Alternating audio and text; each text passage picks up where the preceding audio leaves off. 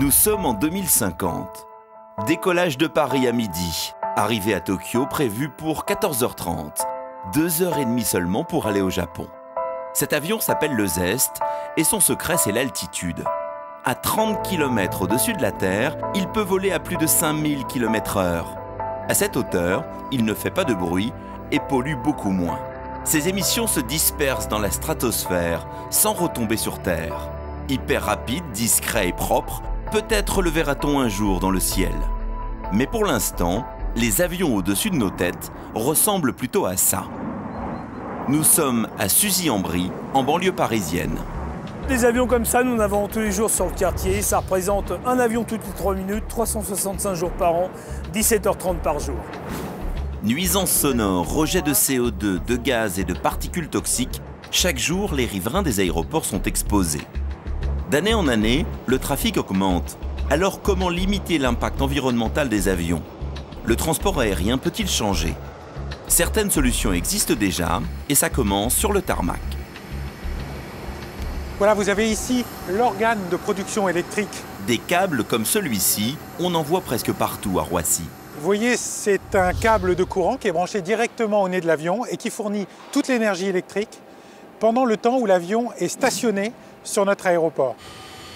Grâce à ces grosses prises, les avions n'utilisent plus de carburant lors de l'attente. C'est autant de rejets de CO2 en moins sur l'aéroport. Mais bien sûr, c'est en vol que les avions sont les plus polluants et les plus bruyants. Une solution consiste à les faire voler moins longtemps. Aujourd'hui, pour amener son appareil d'un point A à un point B, le commandant de bord ne suit pas une ligne droite et directe.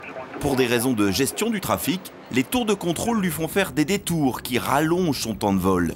Ces kilomètres supplémentaires représentent plusieurs milliards de tonnes de CO2 rejetées dans l'air chaque année. Demain, ce qu'on veut, c'est pouvoir, dans l'espace aérien, notamment qui va englober la Suisse, l'Allemagne, les Pays-Bas, la Belgique et la France, on veut pouvoir offrir un réseau de routes directes avec un point d'entrée et un point de sortie et la possibilité pour l'avion d'aller directement de son point d'entrée à son point de sortie. Les améliorations viennent aussi des constructeurs. Dans cette usine américaine, pour fabriquer le Boeing Dreamliner, on fait la chasse au kilo. On utilise des matériaux ultra légers, les matériaux composites. Un avion moins lourd, c'est un avion qui consomme moins et donc qui pollue moins. Les moteurs se perfectionnent également. Le tout nouveau réacteur LiPX de Safran annonce des performances impressionnantes. Consommation en baisse, 2 fois moins de gaz nocifs rejetés, empreinte sonore divisée par 4.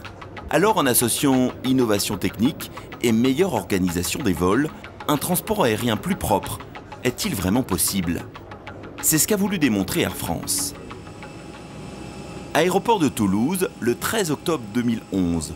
Les réservoirs de cet avion utilisent des biocarburants. Sa trajectoire a été calculée pour être la plus efficace possible.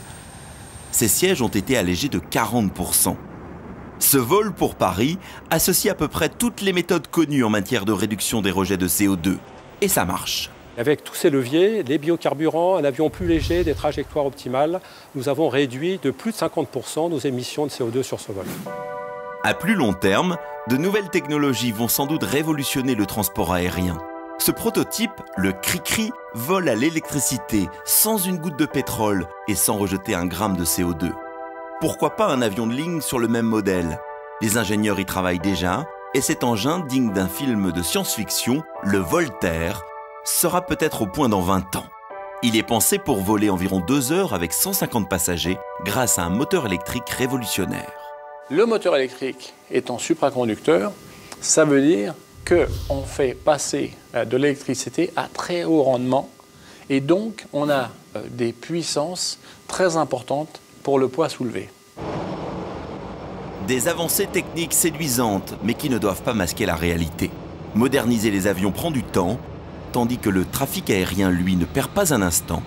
Il double tous les 15 ans.